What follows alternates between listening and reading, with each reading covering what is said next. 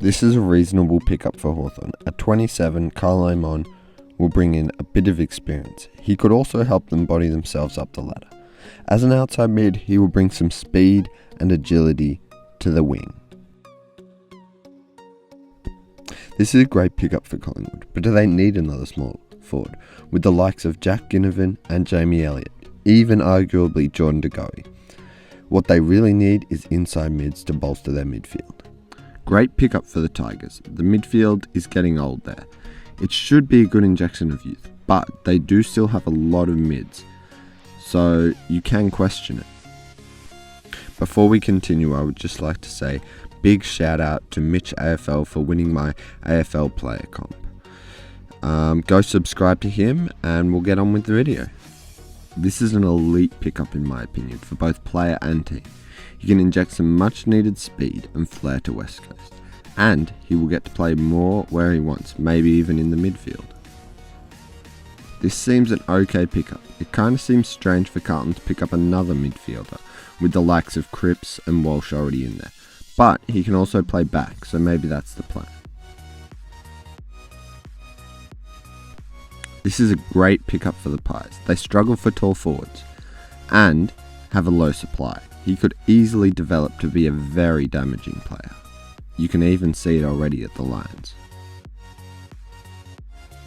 This is a steal for the Dogs. Carlton would be disappointed. For the Dogs, he should be able to come into their squad and have an immediate impact and help their backline be better. This is one of the trades I don't know much about, but he must be alright because he was in the Bulldogs 2021 GF team. Feel free to tell me if this is a good trade in the comments, Bulldogs/Saints fans. Tom Berry's trade is a controversial trade, going from crosstown rivals. I think he could be a good player in the future. He's pretty young, so he still has a lot of development left in him. And if he's like his brother, he'll be pretty good. This is another trade I don't know much about. He's a middle-aged player who has just come off his best season yet, so he could build into something good for Gold Coast. If the numbers say anything from last season, he's going to be a good pickup. This trade seems good for Darcy. He has had a few injuries in 2022, so it might be good to have a reset of clubs, also where he can get some more priority time. This trade will have been disappointing for Freo, but the sting is taken out a bit by getting Luke Jackson. It is also a good get for North, who are now starting to build a good forward line. This is a good trade for Freo, bringing in a young tall forward who has just come off kicking a lot of goals in the VFL. This also means they're a little bit more free to look at trading Lob next year.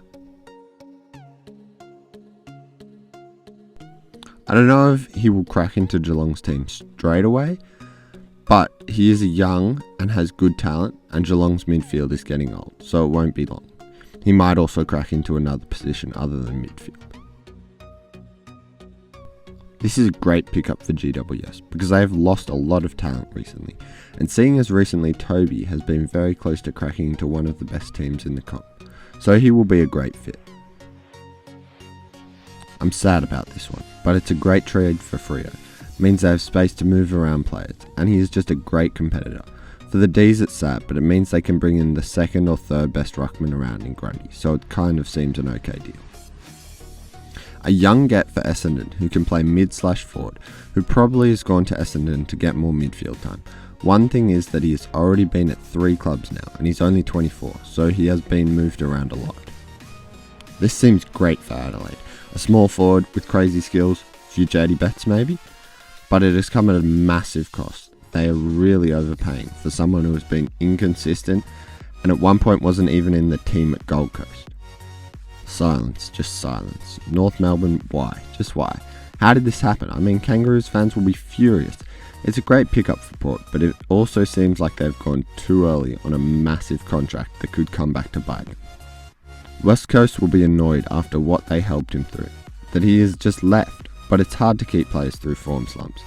Port, on the other hand, are getting a great small crafty forward that can help them climb back up the ladder. This is another questionable one on Richmond. How many mids does one team need, especially being an highly rated mid that will be costing you. But again, they are getting old in the midfield, so maybe it will work.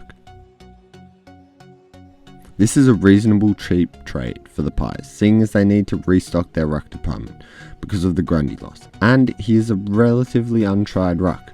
It would be really cheap, as I said. Okay pickup for the Lions. They do already have one of the best forward lines, but he is the type of guy who could come in and kick a few bags, even though he is starting to get old. I'm very excited about this trade. Seeing two of the best ruckmans on the same team, some people are skeptical, but if you think of it in the way that D's are losing Jackson and Grundy didn't even play at the Pies this year, well, then it does make sense. I'm a bit sus of this trade, seeing as Bowes was looking for a team that wanted him as a player instead of pick 7, but I feel like the Cats are probably more interested in the pick because it's going to be hard for him to crack into their midfield. Before I end off the video, I would just like to announce that I am going to be kind of making a schedule sort of thing, but it's more about the videos. I'll be posting 3 YouTube shorts to 1 long form video, and so if you stay tuned, you'll get to see 3 shorts and then 1 long term, and then so on and so on. So thanks for watching. Please like and subscribe, and yeah, see you in the next one.